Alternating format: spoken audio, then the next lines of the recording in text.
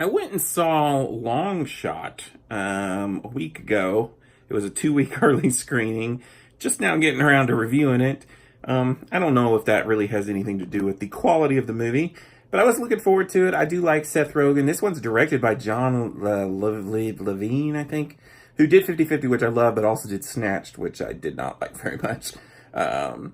But I was looking forward to it. It looked kind of funny. Looked like kind of a good rom-com. And for the most part, I did enjoy it. It didn't blow me away like I thought was possible. Charlize Theron and Seth Rogen have really good chemistry. Basically, Seth Rogen is a journalist. Charlize Theron is running for president. She's like Secretary of State, I think.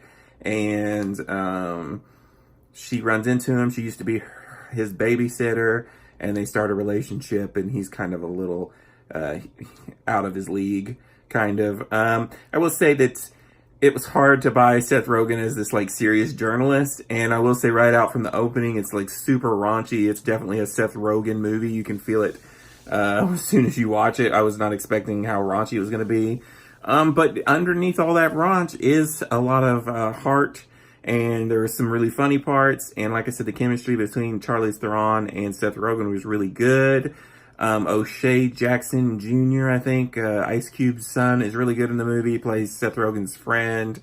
Charlize Theron has these two assistants that are pretty funny, especially the female one. I forget what her name is, but she's really funny in the movie. And there are some moments that were just like gut-busting, laugh out loud. But then there were some moments where you were rolling your eyes. There's definitely some political event type stuff, some current event jokes that just don't land. And I was like, well, maybe just because of my political leanings, I didn't like them. But then when I was reading reviews, that seems to be the common dislike of the movie, is like when they try and go current event stuff, it kind of misses.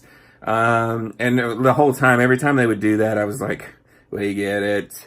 You don't like Fox News. You don't like conservatives, and it's just, it opens with a scene that right off the bat you're like, oh, what kind of movie am I getting into? But it's kind of sprinkled in there. It's not like a main crux of the movie, really.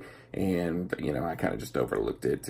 It's not a perfect rom-com. It's definitely a little predictable, and it's definitely raunchy, but I enjoyed it. It was a fun time. It had enough heart.